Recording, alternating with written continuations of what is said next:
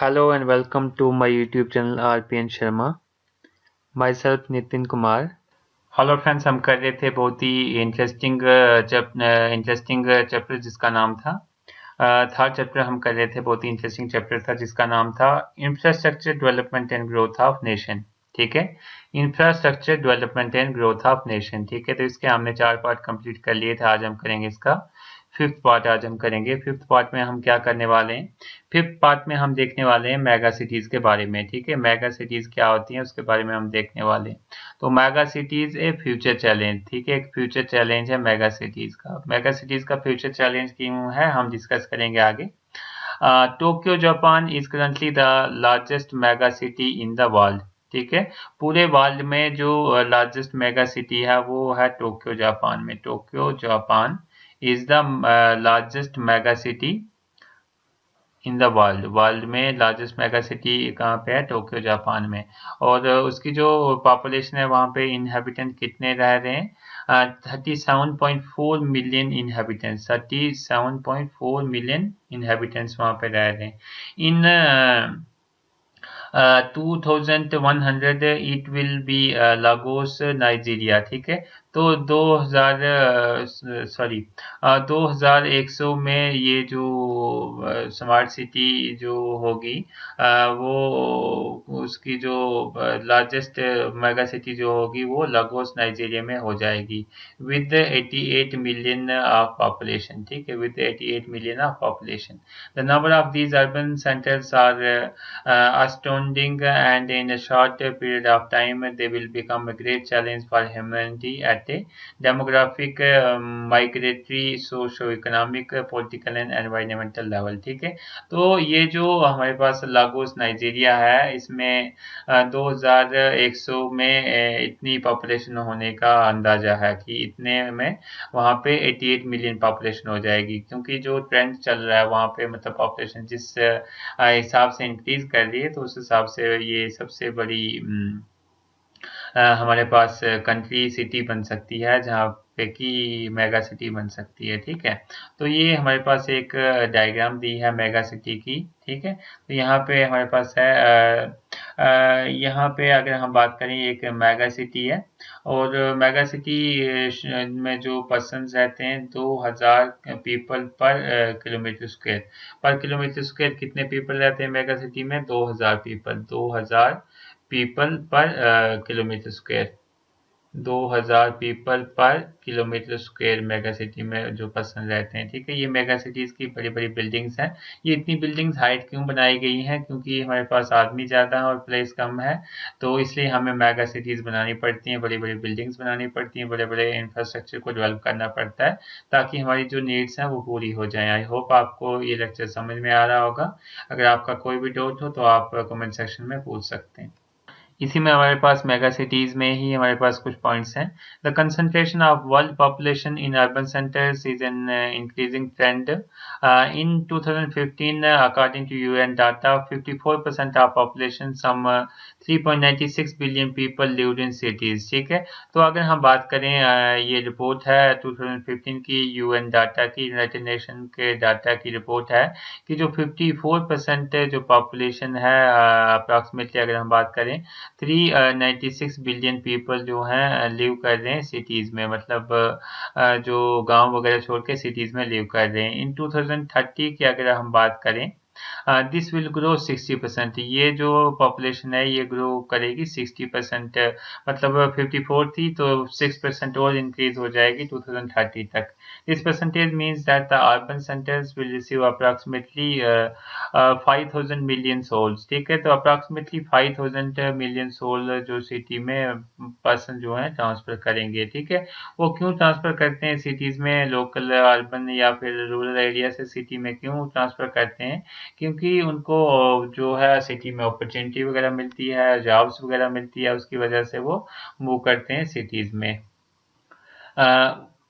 One of the consequences is that the number of megacities, those exceeding 10 million inhabitants, will multiply, and this concept will slowly replace big cities. ठीक है, तो ये जो concept है, ये mega cities का concept जो है, इसमें क्या हो रहा है कि जो पॉपुलेशन जो है इनहेबिटेंट्स इंक्रीज करते जा रहे हैं, 10 मिलियन इनहेबिटेंट्स, ठीक है, will multiply, and this will, ये जो मल्टीप्लाई करते जाएंगे और ये कंसेप्ट स्लोली रिप्लेस हो जाएगा बिग सिटीज में, ठीक है।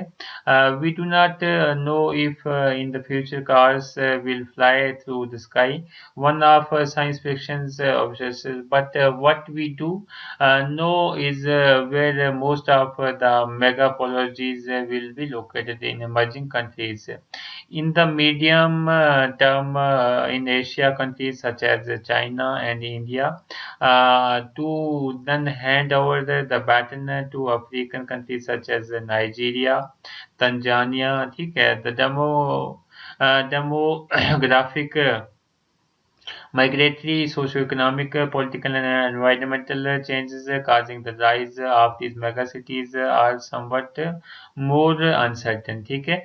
तो हमारे पास जैसे कि हमारे पास demographic, migratory, social, economic, political, environmental changes, ठीक है, ये काज कर रही हैं मेगा सिटीज राइज करने में। तो मेगा सिटीज क्या कर रही हैं, राइज कर रही हैं, बहुत ही मेगा सिटीज हमारे पास जनरेट हो रही हैं। तो ये हमारे पास यहाँ पे इसकी डायग्राम है, इसकी नाइजीरिया लागोस की डायग्राम है। तो ये 2100 में इसकी जो पॉपुलेशन है वो 88 मिलियन हो जाएगी, 88 मिलियन तक पहुंच जाएगी, ठीक है। आई होप यहाँ तक आपको समझ में आ गया होगा। नेक्स्ट आप देख सकते हैं यहाँ पे है मोस्ट पॉपुलेटेड सिटीज इन 2019। अगर 2019 की बात करें तो हमारे पास मोस्ट पॉपुलेटेड सिटीज हैं इन मिलियंस, ठीक है, expressed in millions of people. तो सबसे पहली जो सिटीज हैं हमने पहले डिस्कस की कि मोस्ट पॉपुलेटेड सिटी का नाम था टोक्यो, जापान, ठीक है। इसकी जो पॉपुलेशन थी 37.5 मिलियन 2019 में थी। तो मतलब सबसे पॉपुलेटेड सिटी कौन सी थी, टोक्यो, जापान। और उसकी बात करें आप मोस्ट पॉपुलेटेड सिटी की, तो हमारे पास दिल्ली है जो इंडिया में है, 28.5 मिलियन पॉपुलेशन। उसके बाद हम बात करें शंघाई, चाइना, हमारे पास है 25.6 मिलियन पॉपुलेशन। देन उसके बाद हम बात करें साओ पाउलो, जो कि ब्राज़ील में है, इसकी जो पॉपुलेशन थी 2019 में 21.7 मिलियन, ठीक है। उसके बाद मैक्सिको सिटी हमारे पास है, दैट मीन्स मैक्सिको। तो ये हमारे पास इसकी जो पॉपुलेशन थी 2019 में वो थी 21.6 मिलियन। उसके बाद हम बात करें साओ पालो, ठीक है, ये ब्राज़ील में है, इसमें जो पॉपुलेशन थी वो थी 21.7। तो ये हमने देख लिया, ये भी हमने देख लिया। उसके बाद हम बात करेंगे most populated cities in 2100, that means 2100 में हमारे पास जो पॉपुलेशन होगी, मोस्ट पॉपुलेटेड सिटीज होने वाली हैं फ्यूचर में, वो हमारे पास हैं लागोस, नाइजीरिया, जिसमें 88 मिलियन पॉपुलेशन होने वाली है फ्यूचर में। उसके बाद दूसरी हमारे पास है किन्शासा आरडी कोंगो में ये है, इसकी जो पॉपुलेशन होने वाली है 83 मिलियन होने वाली है। उसके बाद हमारे पास नेक्स्ट है दार इस सलाम, ये तंजानिया में है, इसकी पॉपुलेशन 73 मिलियन होने वाली है फ्यूचर में। उसके बाद हमारे पास बम्बई, इंडिया है, जिसकी पॉपुलेशन फ्यूचर में 67 मिलियन होने वाली है। उसके बाद दिल्ली, इंडिया है, जिसकी जो पॉपुलेशन है वो 57 मिलियन होने वाली है फ्यूचर में। तो 21st सेंचुरी में इसकी जो पॉपुलेशन है वो हमारे पास इतनी होने वाली है, मतलब बढ़ने वाली है, बहुत ही बढ़ने वाली है, ठीक है। आई होप आपको ये चीज़ें समझ में आई होंगी। अगर एग्जाम में आएगा तो आपको ये सारी चीज़ें लिखनी है। नेक्स्ट अगर हम बात करें इसमें इसकी मेगा सिटीज़ की बात करें, how do you live in mega city, researchers warn that urban centres with over 50 million people are an enormous challenge for the perspective of basis services and minimum infrastructure required. तो ठीक है, जो भी हमारे पास urban centres जो हैं उसमें मतलब 50 मिलियन से भी ज़्यादा मेगा सिटीज़ में जो पर्सन जो हैं रह रहे हैं, तो उनकी जो भी बेसिक सर्विसेज हैं, जो भी उनकी बेसिक नीड्स हैं, यूटिलिटीज़ हैं, मिनिमम इंफ्रास्ट्रक्चर रिक्वायर्ड है, तो वो बहुत ही मुश्किल होते जा रहा है, बहुत ही चैलेंजिंग बनते जा रहा है कि उनकी जो रिक्वायरमेंट्स है वो कैसे पूरी करी जाए, ठीक है। And the authorities are faced with answers that question the construction of for the construction, for example, roads or the underground can take decades before they are finalizing and run the risk of not keeping up with the pace of population growth। ठीक है, जैसे कि अगर हम बात करें roads की बात करें तो रोड्स के लिए भी अगर हम नॉर्मल रोड्स रखेंगे तो 50 मिलियन पॉपुलेशन वहाँ पे सर्व नहीं हो पाएगी, तो इसलिए अंडरग्राउंड रोड्स का भी प्रोविजन हमने रखा हुआ है, वो भी फ्यूचर में हमें करना पड़ेगा, सारी रोड्स अंडरग्राउंड करनी पड़ेंगी। Such an increase will lead to changes in production consumption patterns which sooner rather than later will begin to collide with lack of limited natural resources. ठीक है, तो इतनी पॉपुलेशन होने की वजह से हमारे पास फ्यूचर में दिक्कत आ सकती है, जैसे कि हमारे पास प्रोडक्शन चैलेंजेस हमारे पास आ सकते हैं, जैसे कंजम्पशन पैटर्न्स वगैरह, उसमें दिक्कत आ जा सकती है, जैसे कि हमारे पास लिमिटेड नेचुरल रिसोर्सेज होने की वजह से जो नेचुरल रिसोर्सेज हैं वो भी कम पड़ सकते हैं, तो ये सारी दिक्कत आ सकती है।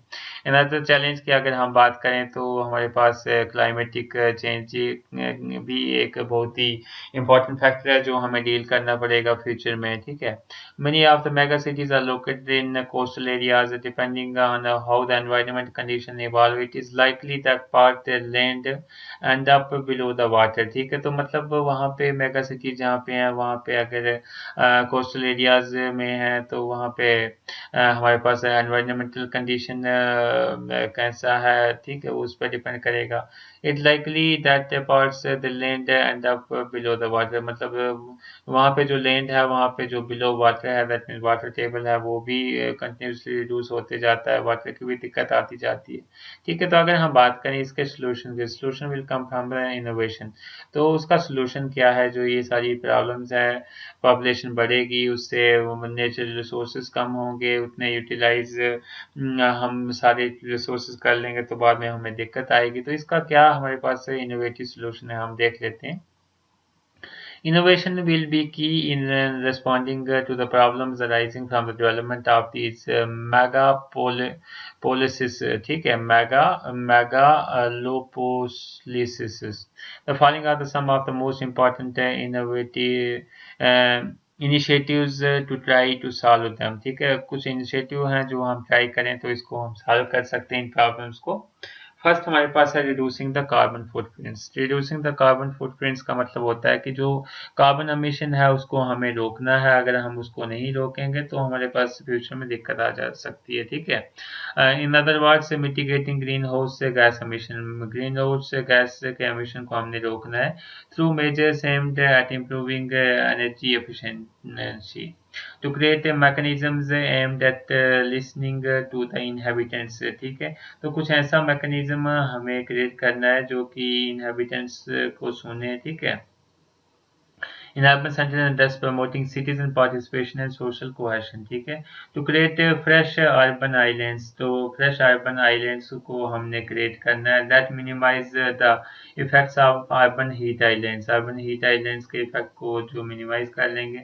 उसके बाद हमें इसमें करना है install green roofs, green roofs को हमें इंस्टॉल करना है। ठीक है, made with native vegetation in order to capture and store rain water so that it can be reused। ठीक है, जैसे ग्रीन रूफ का मतलब हो गया नेटिव वेजिटेशन को हमने ग्रो कर देना अपने छतों पे।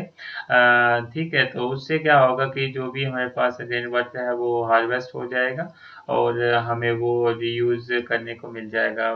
ठीक है, प्रमोट सिटी एग्रीकल्चर, जो भी सिटी एग्रीकल्चर है उसको भी प्रमोट करना पड़ेगा, क्योंकि हमारे पास जैसे वर्टिकल गार्डन्स आ गए। ठीक है, aimed to purifying air, air को प्यूरिफाई करने के लिए वो भी हमें लगाने पड़ेंगे।